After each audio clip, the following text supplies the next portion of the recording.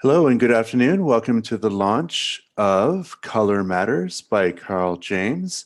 We're just waiting for some people to come in, but we are very delighted that you can join us for the conversation today. So we're just sort of waiting for a few more people to roll in, but it should be a fantastic conversation today about Carl James' new book, Color Matters, with Elisa Trotz, Shirley Ann Tate, and Andrea Davis. So be some fascinating insights and some conversation today about what has and has not been going on over the last 30 years in the lives of Black youth.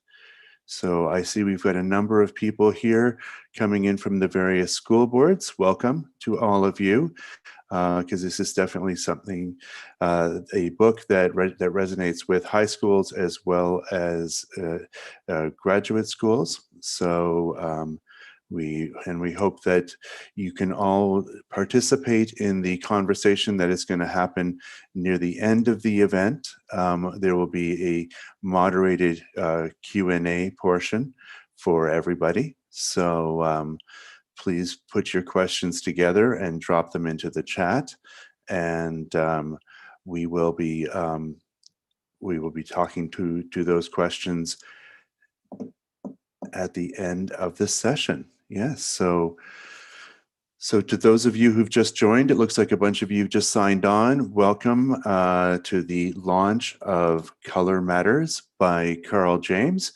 My name is Chris Reed. I'm with University of Toronto Press, and we are honored to be hosting this event today.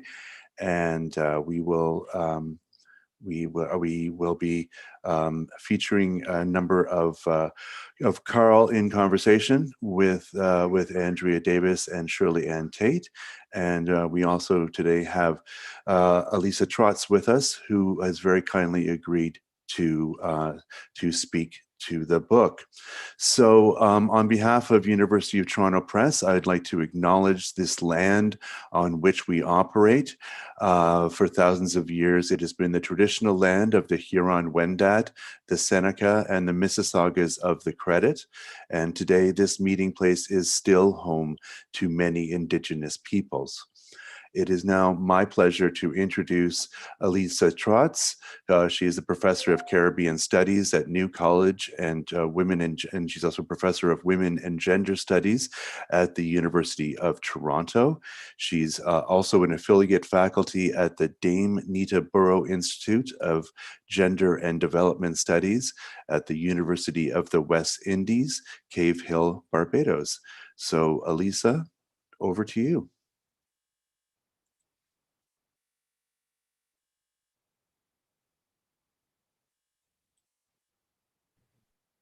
Right. Thank you. Can you hear me? Yes, we can hear you, Elisa. Yes. Great. Thank you. Thank you, everyone. And first of all, it's a pleasure to be here. My name is Elisa Trotz. I'm at the University of Toronto, which is currently under a national academic censure by the COUT Association of University Teachers. We have a series of guidelines about how we respect the censure, guidelines that are also about ensuring questions of equity are observed in relation to the censure, that you can find on our website, censure@uoft.ca. And if anyone has any further questions about that or about my appearance at this particular event, you're more than welcome to reach out to me. So in my 5 minutes, I was invited to say a few words in 5 minutes, and not really talking to you about what the book is about. I would leave that to the other distinguished members of the panel for this hour. But I wanted to just say a few things, which is first to really thank Carl James for so generously inviting me to write the foreword and then following up over and over again, because as he knows, I'm terrible with deadlines, and to be part of this incredible collection with so many wonderful colleagues, educators, all. My foreword, I had titled it The Long Game, as a way of denoting both the sort of, or as a way of denoting the long arc, if you like, of anti-Black racism within the educational system. But we might also think of the long game as a way of describing Carl's work And so I just want to offer five, since he's Carl, 5 C's to explain what I mean by that long game. I think the first is his demonstrated commitment. So a commitment, honed over decades to name and to expose and to undo the systematic materialization of structures of exclusion that constitute white supremacy and the way in which it operates within our educational system, a system that continually reproduces or attempts to reproduce Blackness as inferiority, and the way in which that materializes in across a variety of sites and in a series of practices. I think the second C I would be collection. In other words, Carl's painstaking research endeavors of data, of stories, of evidence. It's not as if we needed the evidence of these things that we carry and hold in our bodies, the evidence of this harm and its effects, as well as the everyday efforts of Black folks in concert with others to build otherwise worlds. And these efforts are both individual and also done in relation. I think thirdly is the community, which signals that for Carl, I think it's really important to foreground who he works with, who he speaks with, who he engages. Many of the actors that we see in this book, whether it's parents, whether it's Black youth, several of whom he has tracked diachronically to speak to them over the course of 5 years, 10 years, to assess what has been the effect of their experiences of the educational system on their lives, and to think about those questions with them. So it's a way of also creating knowledge with the communities with whom he engages, and community organizers as well. So we have commitment, we have collection, we have community. The fourth, obviously, I think, is that to think of this as a collective. In other words, I would suggest that we can't understand this work without seeing it as part of a wider project that engages educators at all levels. And by educators, we don't mean least of all university educators, but we're talking about the school teachers, all of you amazing folk who've shown up from the various school boards. We're talking about community organizers, we're talking about parents, we're talking about young people. So a collective that really honors and celebrates the self-organizing capacities of Black communities in struggle. And I think that this long game and this collective is really reflected for me in the way in which this book unfolds. And that brings me to the last C, which is conversation. I think that's how we might best think about this book, as a conversation in which Carl gathers up colleagues and shares with them his work over 2 decades and research across 3 decades in a remarkable gesture of what I would refer to as humility. And I'll say this to you personally, because when I first wrote the foreword, Carl actually wrote back to me and said it wasn't good enough. And that he knew, for instance, that the question of gender had to be thought about more critically. And he wanted me to raise that explicitly. In other words, it is a conversation in which Carl shares his work, inviting colleagues to reflect on it, to depart from him, to quarrel with him, to share with him the ways in which these stories have transnational reverberations, whether it's in Montreal or London or in the United States. I'm thinking of the contributions by people like Adele Blackett and Joy James in the book. But it's really a conversation, which is part of a process of unfolding, knowing that in addition to, and precisely because of all the work that he has done, Carl reminds us that there is still much more to do. So I want to thank you, Carl, and all of the colleagues and all of the communities that have shown up here for the book launch today. It has been an absolute privilege to be part of this really meaningful and important collection. Well, thank you very much, Alyssa, for those wonderful words and for outlining all of the C's that come into play in Carl's book here. I'm now going to move to 2 of them, to a conversation with 2 of his colleagues, and that conversation will be guided by Shirley Ann Tate. And it's my pleasure to introduce Shirley Ann Tate. She's a professor in the sociology department at the University of Alberta, where she is the Canada Research Chair Tier 1 designate in feminism and intersectionality. And that's where she was until 2018. She was professor of race and education and director of the Center for Race, Education, and Decolonity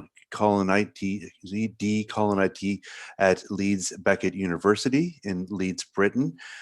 She is also an honorary professor and chair in the Critical Studies in Higher Education Transformation at Nelson Mandela University, South Africa, and visiting professor at Sarin University of Helsinki and at Creeds, Leeds Beckett University. It's my great pleasure to hand this over now to Shirley Ann Tate. Shirley, over to you. Thanks a lot, Chris. And thanks a lot, Alyssa, as well, for such a wonderful introduction to Carl's work and its significance. I also was very pleased to be somebody who Carl asked to be involved in the conversation. And I had a similar experience too, where Carl was saying, no, Shirley, you didn't do this right. Please do some more critique of this work. So that was quite a wonderful process in terms of how someone's work over this length of time unfolds and develops. So I learned a lot from that process myself. Okay, less about me then. And I would like to introduce both Carl and Andrea. I'll start with Andrea first. For those of you who don't know her, Dr. Andrea A. Davis is an associate professor in Black Cultures of the Americas in the Department of Humanities at York University, where she's also special advisor on the Faculty of Liberal Arts and Professional Studies, Anti-Black Racism Strategies. She holds cross appointments in the graduate programs in English, Interdisciplinary Studies, Gender, Feminist and Women's Studies, and Social and Political Thought. Her research focuses on the literary productions of Black women in the Americas. She's author of the forthcoming book, Horizon, Sea, Sound, Caribbean and African Women's Cultural Critiques of Nation, to be published by Northwestern University Press. So Carl, this is your introduction. Dr. Carly James holds the Jean Augustine Chair in Education, Community and Diaspora in the Faculty of Education, York University, Toronto, where is also the Senior Advisor in Equity and Representation in the Office of the Vice President of Equity. He teaches in the Faculty of Education, holds cross appointments in the graduate programs in sociology, social and political thought, and social work. He's published really extensively on the ways in which race, mediated by accessible and equitable opportunities, accounts for the lived experiences, educational performance, and employment outcomes for Black youth. It's a pleasure for me to be here to moderate this conversation, even though I should leave it all to you, really, more or less. So let's start maybe with a question to get us going about the process of the book, Carl. So could you tell us a bit about what you intended when you invited the respondents, us, to comment on the essays? And also, what was the aim in reconnecting with participants from your earlier studies? Thanks very much. Thanks very much for doing this with me. To Shirley, thanks for moderating, and very, very, very much my appreciation goes to Professor Lisa Trotz for that introduction. And I like the 5 C's. I'll always remember them and refer to them. And also thanks very much to my colleague and great support, Andrea Davis, for this. And I think Andrea also played a role in this in terms of the book coming about. But significant was Professor Michelle Johnson, who asked me if I don't have a book to write. And I said, no, I have nothing to say. And then she encouraged me, and I said, well, what can you do? And I kept thinking that this was an opportunity that I might engage others in conversation. And so I thought, oh, let me go and write this book. And I'd seen Joyce King's book as well, where she had a book where she had her much of her what she'd written, and also had others commenting on essays, but not just one essay. But I thought I would want to have some essays. I would use many of the books, many of the things I've written, and put them out in essays. I always think of my writing as doing two things, and it gets back to some of the points that Alicia said. I always thought that I need to speak to the many audiences that exist. I need to speak to community at all times, and I always want to do community. And I also like the idea of speaking to the academic community. And I thought a book was an opportunity for me to bring some of the articles that I'd written in academic journals into to public access. And hence, so the book was an opportunity to do that, and that's why I was able to do. And so I thought I'd look back at what I've written and what I wanted to have written and what I should be editing now, given that it's 10, 15 years later. So I would look at that and update the material. But at the same time, I thought, well, I could do some of the updating of the essays myself, or I could get colleagues to comment on each essay, and in commenting, update some of the information to now, given the context from which they're writing, the issues that they're encountering. And I always think of Adele Blackett's essay on a response to the book, to the essay Up to No Good, where she talked about the essay could have been written today, which was a year or two ago, in an of Montreal situation. So it was to present the material and have it more accessible to community, to update some of the information, and also to engage in conversation, because each person responding to what I've written is engaging me in conversation, and I like the idea of that conversation. So each person has started the conversation that I want to happen. And sometimes I see gaps in what I'm saying, and in addition to that gap, I think you help fill in some of these gaps. And we all write from the spaces which we occupy.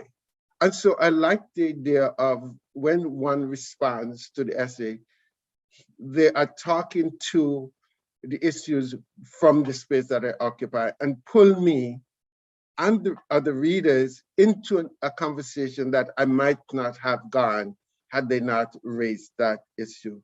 So those are some of the things that I wanted to do with the essay, and get people to comment on. And one more important thing too, I like the idea of getting respondents from different communities in Canada and in the US and in England, because I think, as I sit here, I always thought of, in England, we knew the immigration of Caribbean people to England was a generation before the Canadian context, and African Americans have a different experience than the Canadian experience. So I wanted to capture some of those in the responses that people would have to what I've written.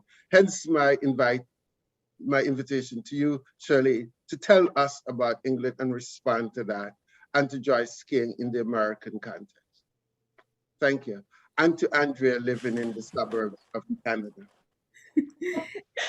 I'm sure I know I'm not posing questions, but could I just riff off your question and maybe bounce something back to Carl? So something that's really evident in the book and in the respondents in particular is that overwhelmingly you went to female colleagues, to female scholars, to respond to your work. And we're looking at a panel today at your book launch where you're in conversation with three women about your work, although your work engages so consciously, right, questions related to Black youth masculinities. One of the things that I appreciate as I, read through the volume is the way in which you're both making space for conversation about Black men, which I think is important, right? It's not the work, it's some of the work I do, but not all the work I do. But often in the academy, we get into this kind of contestation over territory, right? So I'm a feminist. I always should be asking, where are the women? Where are the women? You're doing something else. But in this book, I'd like you to respond to that. Like, how did you see us coming in to kind of interrupt perhaps that dichotomy of gender? I like the word interrupt. When I started the work and these essays go back into the 1980s, where I talked, and I was pulled into my work and about working with Black youth with the situation of Black boys. And no matter what I will do, and when I make presentation, especially with teachers, one of the overwhelming questions of what's happening to Black boys. And so it pulled me into a direction of having to work through and think through the situation of Black boys, and not to mention that I'm seeing issues related to young women as well. And as I said in the introduction, talking about how they have been infantilized, how people are treating them in terms of aggressive, etc., etc. But I think in the work, I'm responding to community and community questioning at the same time. And given that I'm so immersed in that kind of literature, and so you can see how that pushes the work that I'm doing. But I also wanted to always think, as I grapple with and think through the issues of maleness and masculinity and Black boys, etc., I also have to think of the other kinds of identities that sometimes missing, identities with regard to gender, identities with regard to sexuality. And that's not to say that I'm an expert in them. So it's in other words, I'm trying to borrow and rev out of your expertise, and that was the significance of this, to get that kind of discussion going. And also, if I'm not producing this for the reader because of the perspective I'm coming from, I'm hoping and thinking and inviting others like yourself to help me speak to the reader about the whole community of Black people that we need to respond to or think about and talk to.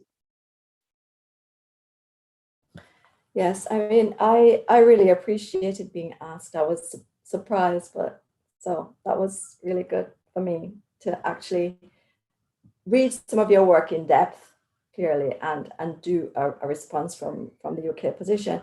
And I mean, what your work shows me, of course, like it would somebody reading in the US, somebody reading in Brazil, somebody reading in other parts of Europe besides the UK, is the kinds of continuities that exist in Black male lives and deaths. We don't have to talk about maybe the deaths so much, but in Black male lives, there are incredible continuities across these different parts of the Western Hemisphere, which, as we all know, is linked to particular histories of colonialism, enslavement, indigenous dispossession, and indentureship.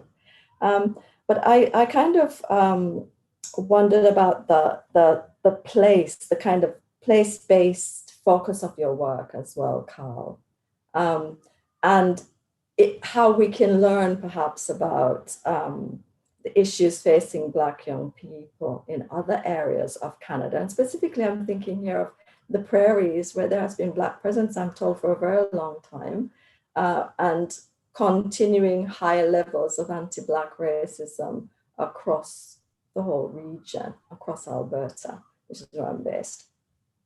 Yes, and that's significant. And you know, what I relied on in some of the work that I explored is data, and how, you know, the absence of race data that will introduce us to Black lives, you know.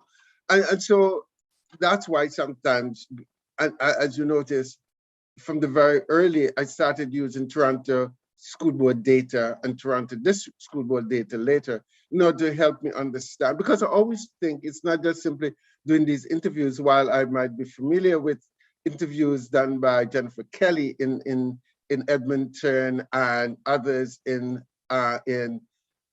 done some work in Edmonton and Calgary and Halifax. And I don't think I've done enough. The details and the Toronto District School Board data gave me a context around which to build some of the qualitative work that I've done. And so I also think sometimes researchers as social scientists also have to have some familiarity with the context beyond just simply driving in, interviewing, thanks very much, and then produce the data and then write about. So now that I have all these connections and so forth with all these areas, I work with and write with others like David S. and Wanda Thomas Bernard in Halifax, et cetera, et cetera. I need to always work with colleagues to do when I'm writing of these areas. As you notice, so that's why the book is centered around using Toronto data. That's not to say that I am not aware of others, but I'm trying to get the data. And the other thing that I was very interested in, beyond just simply that kind of data, I also wanted to follow people over time. As you notice, there are a number of young people that I interviewed in 1986, followed them again in 2006 to find out what their lives have been like. Somebody I interviewed when he first entered university in 2006 and interviewed him two or 3 years ago. And he responds to the essays that what I said about him. So, you know, beyond just simply context, I always want to use a longitudinal way of understanding life, because these one-shot deals sometimes that we, as researchers, and then we make conclusions, sometimes do not give us the whole story. So I always want to go that route, and that in itself, inviting others to comment on these kind of things and to show that some of these things happen in other contexts is what is the aim here. It sounds, Carl, like you might already have your next volume. Not that you need like a 200 book, but that could also, you know, that would be a very interesting volume that brings together, like Shirley says, all of these various experiences, as well as, because so much of this book, rightly, you know, coming in the decades when many of these essays were written, do focus on Caribbean youth, right? First or second generation Caribbean youth. But the landscape of Blackness has also changed in Toronto and elsewhere, in Alberta, for example, and in Montreal, where there are a significant number of continental African youth and Haitian youth as well. And so I would really be interested also in, you know, seeing how one kind of provokes and works through those similarities and differences. And to you of T Press, it just occurred to me that none of your books have actually been translated into French. Or am I wrong about that? No, no, none have been translated into French, Canada. But yeah, something I've written for a Caribbean journal, yes, was talking about what happens to Black young people in Toronto. That was one they wanted to know that in the Caribbean. And I think that probably something so only one article that's had that privilege. So there's a project I'm giving to Chris. But the other important thing that I think to mention here is the idea of in going back to talk about Black young people for me in the 1980s and 90s and writing that, you know, I'm thinking heavily of the composition of the Black community there. A Yes. significant number of from the Caribbean, which would also be Britain as well. But also, and more recently, we have more infusion of people of West African background and East African background. And I try to tease some of that out in chapter 2, where I talked about the differences. And sometimes we have to unpack that too. What's lost sometimes when we have these big data is the Black population, and sometimes that's not unpacked fully. However, one of my interests these days in going forward is third generation African Canadians, and how the third generation compare with the second, compared with the first generation. What we see in the data that we have is how first generations tend to do better than third generation. One would expect that after 3 generations in a country, young people would be doing much better. Of course, data that we've had, American data that we know, that would have thought people in third generation always do better than their parents. And most cases, those are white young people who did better than their parents. So what's happening here in the Canadian context, and in England as well, we know that to be the case, is how third generations are not doing well. The immigrant factor of working hard, motivation, et cetera, et cetera. But here, this is give us another lens on how systemic racism is operating after you have been so mired in this context of racism that undermines the possibilities and opportunities.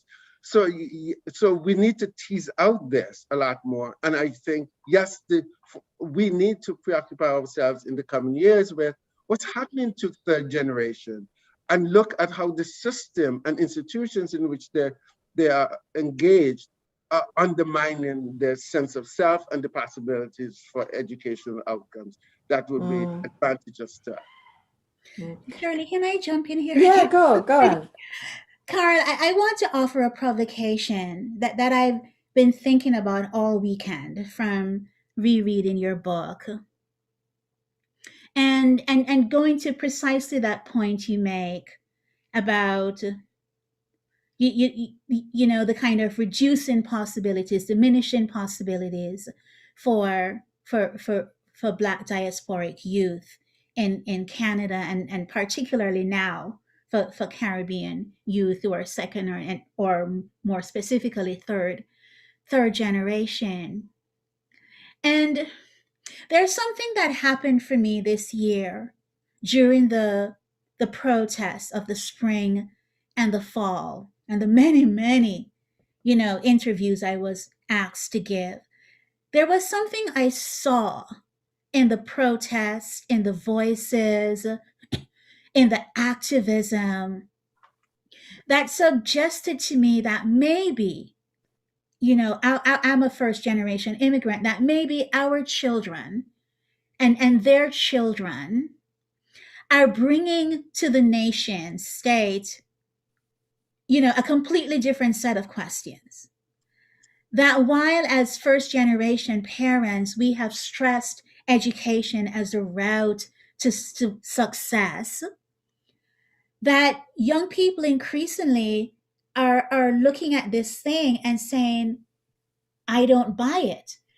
Not in the sense that education doesn't generate thought and ideas and debates and knowledge and so on, but they're not buying this idea of education as a kind of route to middle-class success. Many of them are refusing the notion of middle-class success altogether, right, as itself flawed, right, based on racial capitalism that is designed to work against them as young people and people of color. And you know, so that third generation, second and third generation, are facing a different set of problems, right? First of all, education is almost prohibitive, especially in the United States, but also here. You finish a first degree and you're in incredible debt. If you go on to graduate school, God help you. We're facing a climate crisis, catastrophe that is going to affect them in ways that it won't affect us. I think about the introduction to Black Lives Matter Toronto book, Until We Are Free, by the co-founders of Black Lives Matter Toronto, where they imagine a future that is catastrophic and that only makes sense by completely dismantling all of these notions altogether. So I get stuck, right? Because in those protests, I felt like our young people didn't want to hear it anymore. Like, don't tell me about education. Don't tell me about putting my shirt in my pants so police won't shoot me. He's going to shoot, I'm going to get shot anyway, right? I finished my degree. I still won't be able to buy a house, which, you also critique as a model of middle class attainment. So what are the stakes though, right? For that generation, maybe success just looks completely different. Maybe they want to dismantle the whole thing and start over. Yeah, I agree. Success is going to look very different, or they're going to go after success in a different way. And clearly they're talking about, they're not buying this false hope and optimism that's presented through education. And I think here, when you talk about it, these days where we have these opportunities, with cluster hires and Black people being hired in institutions, in businesses, et cetera, are these also real opportunities that are going to be prolonged beyond just now? And it's interesting to see how young people are responding to those things. So yes, I agree with you that we don't know. And so right now, the area is totally open right now for us to think through and talk through with young people what they're thinking of schooling and education. I've been doing some interviews with some young people for the past 4 weeks. And every week I've got together with about 15 to 20 of them in the suburban area. And we've talked about going through schooling, and they talk about what it means for them. And one young woman said to me, she said, the students are coming into classes and they just want to pass, especially the boys. They just want to pass, they just come to pass, but they're not coming for a course experience. She talked about the experience of the education will never be felt by them because how they're treated, they just want to get there and get out, et cetera, et cetera. And so I start thinking about what does it mean for them to have an experience in the subject, in the course, in the program in which they're engaged. And I think that's something that's also responsible for why we're not getting the outcomes we're having. And of course, I would think sometimes many of them, I would think, come to York University. And of course, when we think of many of these students taking your course, Andrea, on Black Studies, how they get an experience. And so schooling and education has to have that experience. And those experiences cannot happen without relationship with the person who is engaging you in conversation, in engaging you in that intellectual exchange, just not lecturing you to tell you what they think you should know. Thank you both. I just have one more before we move to some questions that are beginning to appear in the Q&A, because you both mentioned the nature of systemic racism in Canada as being something that absolutely denies the possibility of progression, progress, feeling at home, feeling at ease for many, many Black young people. Do you think then that anti-racist projects are still necessary today in Canada? Absolutely. There needs to be a dismantling, but all of us have to get involved in it. And the minute we talk about systemic racism, means that every institution, as a colleague Kevin Hewitt talks about, that whole notion of the ecosystem must be thought about. So when I think of Black young people, I have to think of the social welfare system, social services, the justice system, the education system, how we see the family unit, all those systems come into play. And until we work with all those systems, and all those systems engage in addressing racism, then we're not going to go anywhere. I always think of the work of the missing link in education that's constant, and I consider community as one of the missing links. So often we think of school, and I think of going to university, but sometimes we do not think of how university or schools should fully engage with community agencies, community organization, because sometimes it's in those areas, on those arenas, that young people also develop the education, the possibilities that they might have, the aspirations that they might construct. And so that's why I always think that that whole community is so central to the work we do and to the young people, especially in a system that alienates them when they get in there. Yeah, when I read that beautiful chapter, I think it's the first chapter where you chart the kind of history of educational activism in Toronto. One of the things that really struck me was the way activism or change, structurally real or not, operates in waves, kind of like undulation. So there's an NDP government, and there's something happens, or there's a Afrocentric school created how many years ago now. But then there was last summer, and as someone who is a special advisor on anti-Black racism strategy in my faculty, and I know I'm coming to this work, much, much, much later than you, Carl, but how it is so kind of hard to deal with that kind of emotional um swaying or undulation, where one minute you feel hopeful, all of these young people are in the streets, something's going to happen, it's a different coalition, and then 5 years later we're doing it all again. And I don't mean to be sounding hopeless or nihilistic or anything like that, because it's not in my nature, but it's just thinking about the way in which this work really, right, doesn't end. And that's why I think your book is so relevant now.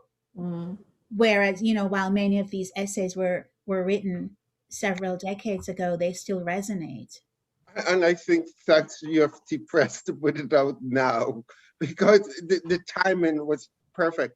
And what's interesting, and this idea, and I think it started with Adil Abdullahi raising this, is how we have had issues of police shooting, police killing of Black people in Canada, all these kind of things different.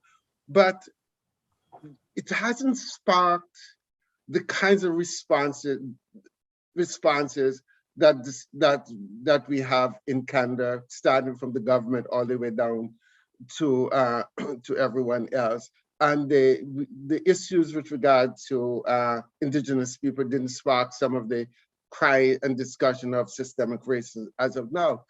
So I wondered here, probably it might be a cynical, but I wondered here, if to maintain our sense of multiculturalism, the sense of Canada is really treating everyone and accepting of all these cultural differences. I wonder if insofar that's the case, then we will always look to the US to tell us and expose some of those things, so that we do these things, because it's not what happened in our backyard, it's elsewhere. And we are preparing ourselves so that we don't have the same thing here in the Canadian context.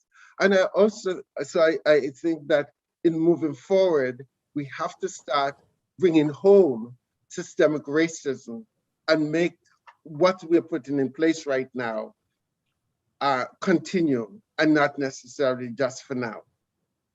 Thank you both. We have quite a few questions in the Q&A and the chat. I'm not sure we'll get to all of them. So my apologies for those of you who sent your questions in. But we can start with that now, and I'll try and go in the order that they appeared. There's a question here from Juliet Daniel. She says, excellent point raised about third generation Black youth not excelling compared to third generation youth of other ethnicities such as Filipino and South Asian. Do the panelists think this is solely due to anti-Black racism, or is it also possibly due to things like lack of seeing successful Black role models or low self-esteem in all Canadian professions, or are there some other contributing factors? Of course, racism is very much a factor here. But you know, one of the things I think about is you know, we can do our job in the education system. We can do our work in schools. We can do our work in university. We can change the curriculum. We can discuss how best to respond. But if the larger society, if the media don't also help carry that message, if those messages are not integrated into society, then they will become just simply, it's only there, and therefore it will never go further. Andrea could weigh in on that.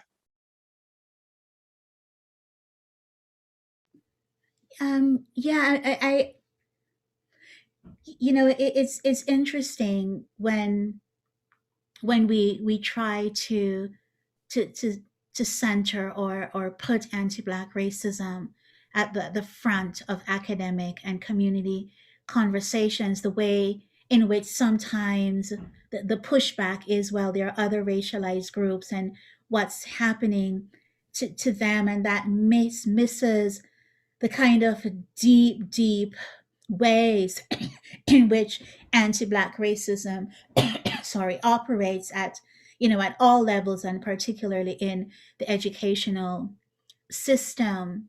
And the numbers you use, for example, about York students and U of T students and their rates of graduation, was really provocative for me, Carl. And mentorship, I think Sam, in his response to one of your chapters, Sam Tekel, talked about the double-sidedness of mentorship, where we ourselves kind of get constructed as this exceptional, example of Blackness or Black success that can be deployed, to help youth model something that it is really not that easy to model. And it's not because it is exceptional, right? The fact that it is understood as exceptional means that very few of them can attain it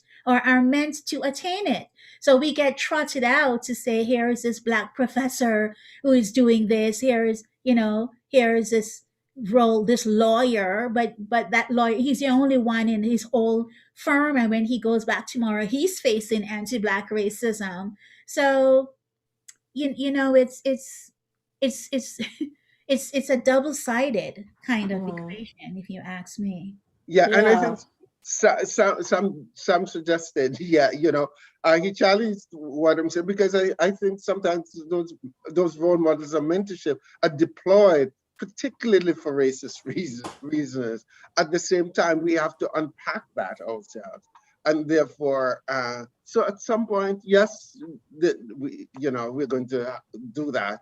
But at the same time, we have to understand and see how they deployed in a way, in a systemic way, especially when we think of how now, the appointments at universities and businesses and so forth, how are they employed with the idea of changing the system, or simply to put people in place to reproduce the system as is? Thank you, colleagues. Yeah, I absolutely agree with you about mentorship, deployment, and serving the purposes of the institution. And just to say one last thing on that question, I mean, these ideas are about low self-esteem and needing role models are ones that keep coming back and keep coming back. They're decades old and they refuse to go away. And we need to wonder why that is. And for me, that is very clearly a way in which institutional anti-Black racism works to create scripts about Black people that keep coming round and keep coming round, because nobody wants to look at the actual systemic racism that exists within institutions, schools and universities, for example.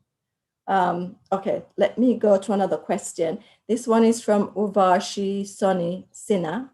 Dr. Davis raised the issue of missing women in the analysis and how the dichotomy of gender can be interrupted. What are your thoughts on this?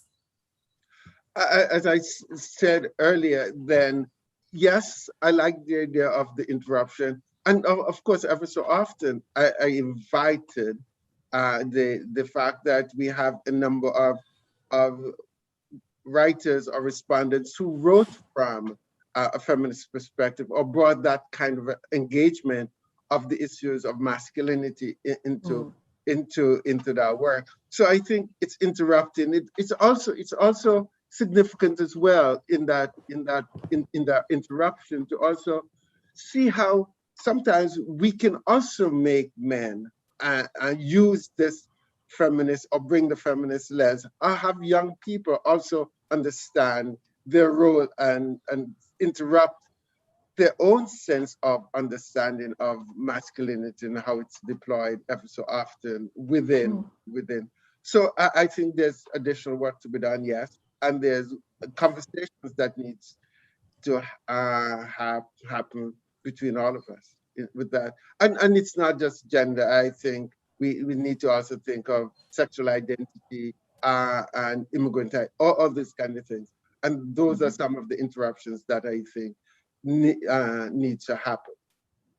Thanks a lot, Carl. We have time for one more question. We're coming up to the hour. So this is from Deidre Rose. One trend I've seen is that educators don't always understand systemic and institutional racism. So anti-Black racism initiatives get stopped with responses from faculty who get defensive and say, I am not a racist. How would you recommend addressing anti-Black racism in a way that does not get shut down with defensive and knee-jerk denial? I don't know if it will, if that will ever happen, because if we don't take responsibility for how we've been schooled in a racist system, socialized in a racist system, and therefore, no matter what, the education that we get are constantly filling us with those kinds of ideas, and we might be saying things that are heavily racist, and understand in what we're saying, it's a system that I constantly have to be conscious of and work against. If we never come to that conclusion, then people are going to always say, no matter the good intention we might have in drawing the attention to how the point they make are racist, they will always deny. Again, it's not individual sometimes. And I think if nothing else, we have to constantly move beyond just simply it's individual racism, to look at how the system constantly reproduce us in advancing racism. Yeah, I don't know that it's possible, to be honest, to move beyond that defensiveness, or to do this work in a way that won't provoke it, right?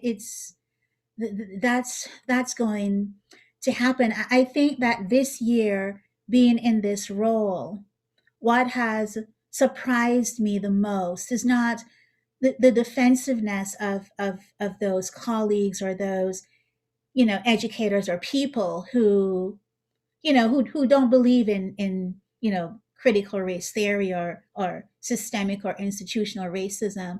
It's been the different kind of knee-jerk reaction by those colleagues who claim to be about social justice, who claim to be co-resistors, right? Who are saying, this is not about me. I don't have to listen. I don't have anything else to learn. And in fact, let me tell you what you should be thinking, what you should be teaching, who you should be reading, what your politics should be, right? If you really want to be doing that is what shocked me.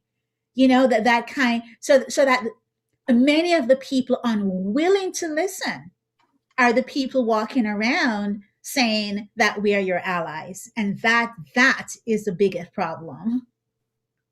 Yeah, and so that means we need to unpack this whole notion of allyship. What does it mean? Does allyship mean that I don't also reproduce racism? Come on, those are significant things. I noticed a colleague doing plazas asking a question of third generation Caribbean, Black Canadian, different, and say yes. And these differences, of course, we're just starting to pay attention to, and these differences are what research will need. But what's interesting too is what we can take some reference here on third generation is England would give us some very, very good data around how that's happening in that context. I mean, I have to say that one of the things that the UK tends to have, though I'm not saying it's a better context, one of the things that the UK tends to have is like more race-based data than Canada. Oh, absolutely. That's something I'm finding. And without that level of data, well, Carl, without that, it's, yeah. So. Yeah, and I think as a community, we have to see how data can become an advocacy tool. And Yes. also, I have to also recognize the weapon it can become in order to maintain racism. So, it's one of these things that we have to, and we just don't want data for data's sake. We have to constantly think about the use of it. And so we're going to have to grab hold of it ourselves and use it to advance our agenda.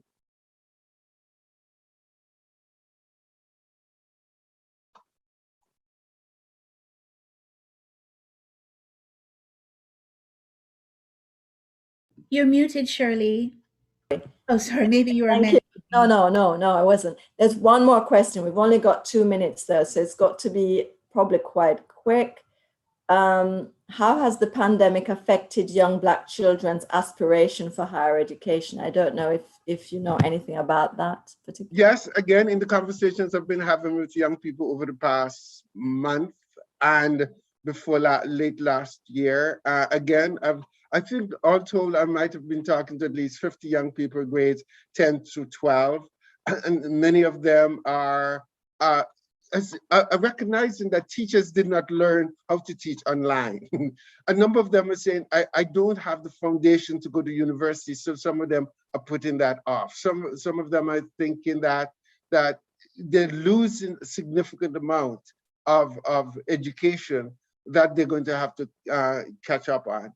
And so it's affecting. I've read stories where, we're having the cameras off while they're learning. And the other thing that I hear from them is teachers and in Ontario expecting them to learn and do a course over 8 weeks, when before they used to have much longer.